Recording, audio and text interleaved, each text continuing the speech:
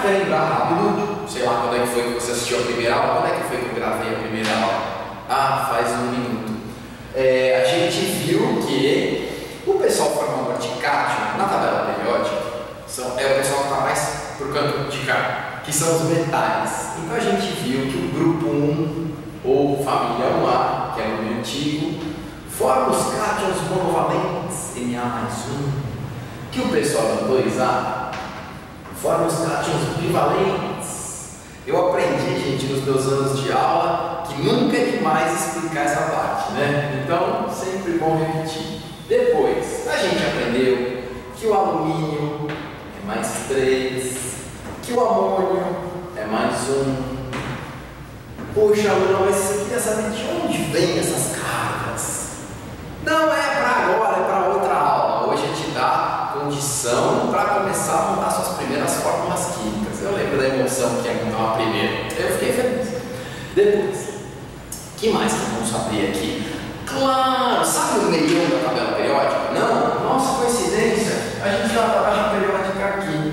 Ninguém poderia imaginar, né? Normal para tabelas por aí. Esse pessoal aqui do meião, como o ferro, que é um caso muito clássico, como o cobre, eles têm, deixa eu deixar a tabela aqui no cantinho, eles têm, eles têm a seguinte situação, que é, pode ter mais de uma carga, sabia? E aí a gente criou uma regra na química que é assim, tá vendo esse ferro? Ele pode ter carga 2 ou carga 3. Primeira pergunta importante, professor, como é que você sabe isso? Eu fiz faculdade de química. Eu sei, porque a gente memoriza, mas você tem que memorizar? Não! Ah, professor, o meu professor da escola mandou decorar. Fazer o quê? Sabe o que não é muito importante? Porque como é que a gente chama esse cátion que tem carga 2? Ferro 2. E como é que chama o cátion de carga 3? Ferro 3. Então não é muito difícil. Ó, ferro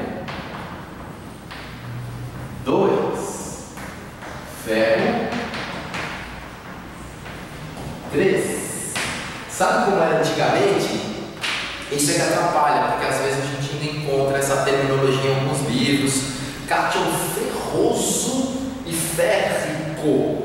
O truque que a gente usava na escola é férrico, é o mais rico, é a carga mais alta das duas. Sabe qual que é o problema dessa história do rico? É o mais rico, e o osso, que é o mais poroso, que é horrível, é essa daqui, ó. O cobre, por exemplo, ele tem carga 1 e 2.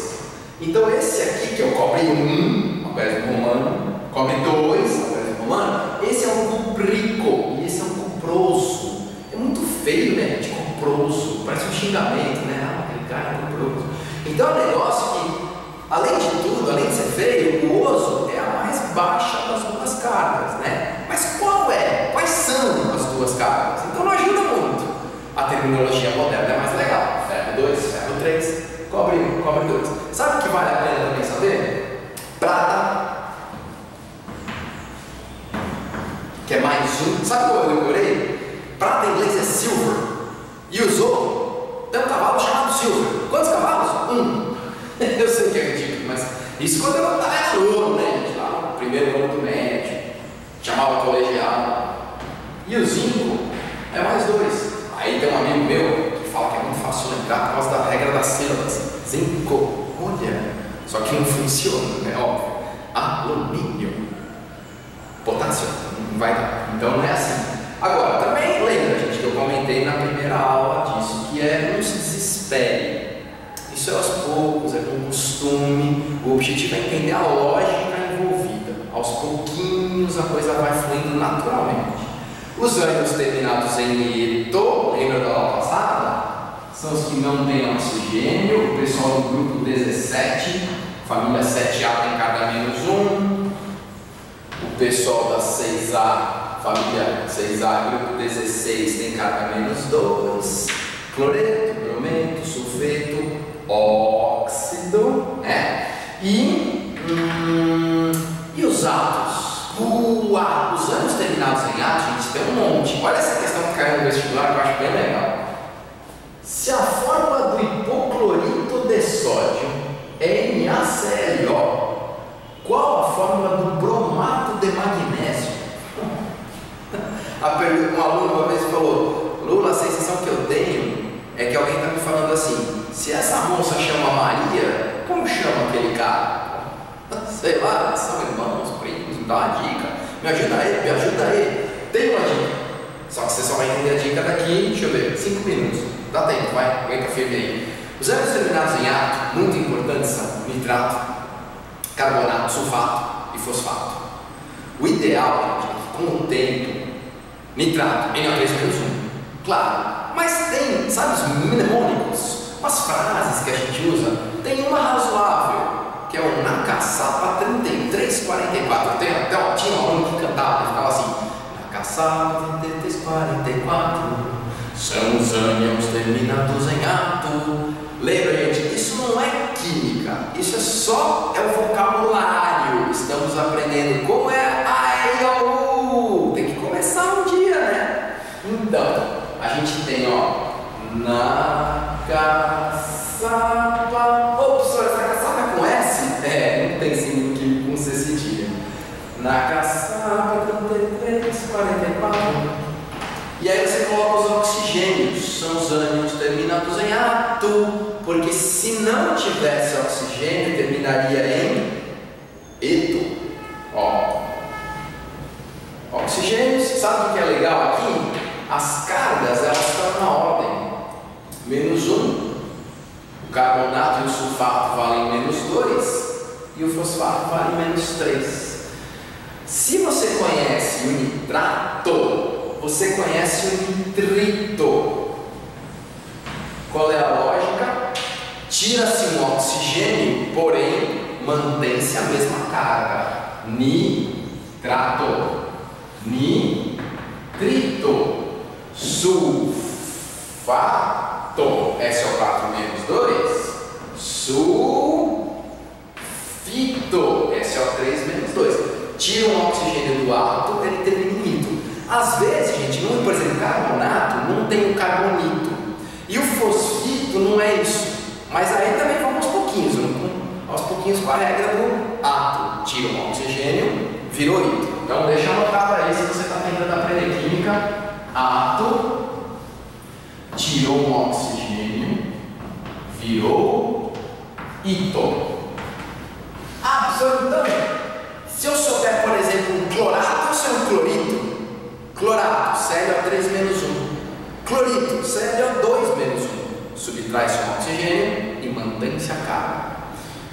Então peraí, eu vou decorar uns desses daí. Você vai decorar nitrato, carbonato, sulfato, fosfato, que com o tempo vira uma coisa automática, que nem fazer a letra B, tem que ser algo automático, né? E depois vocês começam a se acostumar com outras coisas. Eu gosto muito dessa daqui, ó. Essa é do clorato mesmo, que a gente falou.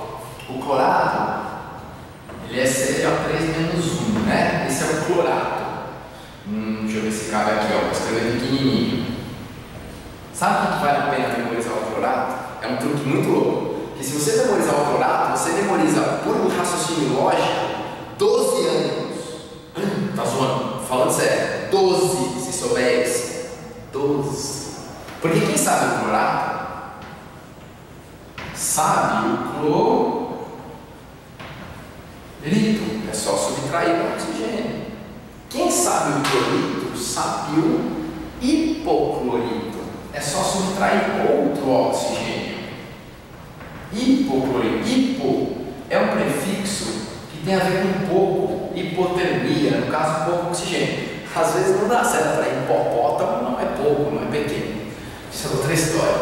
Então é ato, ito, hipo, ito, e tem um cara lá em cima ainda. Não, aqui ó, que é o perclorato. O professor Saluda tá meio feio, desculpa aí. O per tem a ver com muito, né? Nossa, ontem eu fui no supermercado, tinha tanta coisa, pra você lembrar. Então, se você sabe o clorato, você sabe o clorito, você sabe o hipoclorito e você sabe o perclorato. Agora vem a parte mais legal. Lembra da família 7A? Eu vou pegar a tabela, curiosamente a tabela periódica está aqui. A família 7A, ela tem o cloro, o bromo, o iodo, tem o fluoroaceto também, mas eu não estou desses três aqui. O cloro, bromo e iodo. Tira da tabela de Cena.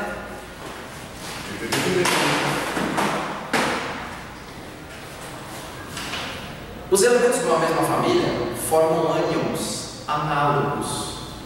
Se você sabe o clorato, o bromato é igual BrO3-1. Se você sabe o hipoclorito, você sabe como é o hipoiodito, IO-1. Se você sabe como é um perclorato, você sabe como é um perbromato, BrO4-1. Cloro, bromo e iodo são meio que irmãos gêmeos. Muito antes da tabela periódica do Mendeleev ter sido desenvolvida, antes já havia uma ideia, um mito chamado ideia das tríades, acho que é do Dobrine, não sei como é que fala, o nome dele deve ser Dobrine, que já agrupava os elementos em trigêmeos, sabe, semelhanças. O cloro, bromo e iodo são uma dessas tríades, são muito parecidos e eles formam íons análogos. Sabe qual é a conclusão, gente? Se você sabe o clorato, você sabe perclorato, clorato, clorito, hipoclorito, perbromato, bromato, bromito, hipobromito, periodato, iodato, iodito, hipoiodito. Parece japonês, né? Periodato, iodato, iodito, hipoiodito. Você sabe todos esses. Então, sabendo que existe uma conexão lógica, há muito mais lógica do que parece na nomenclatura química. Essa que é a parte legal. Então, voltando agora para terminar essa questão. Se o hipoclorito de sódio é NaClO e você sabe que o sódio é +1, então o hipoclorito vai ser -1, porque se só tem um sódio e um hipoclorito, a carga vai ter que bater, né? Lembra a história do equilíbrio elétrico das cargas, numa situação de substância iônica, que é o que a gente está vendo aqui. Qual a fórmula do bromato de magnésio? Se eu sei que o hipoclorito é ClO-1, eu sei quem é o clorito, e eu sei quem é o clorato, então eu também sei quem é o bromato, é só trocar por bromo. Não parecia, mas tinha uma dica muito boa. Esse é o bromato, BrO3-1, de magnésio. Se o magnésio é +2 e o bromato é -1, cruzam-se as cargas, lembra? Porque se o magnésio é +2 e o bromato é -1, para onde foi o outro elétron? Não pode sumir elétron por aí. É hora de cruzar, e essa é a hora que, se você fizer assim, ficar muito feio. É necessário MgBrO3 2 vezes, bromato de magnésio. Moral dessa história, gente, que está acabando nossa aula. Se você sabe essa história do Nakassapa, a relação ato-ito, aqui tem meia dúzia de ânions. Com essa história aqui, são 12 ânions, né?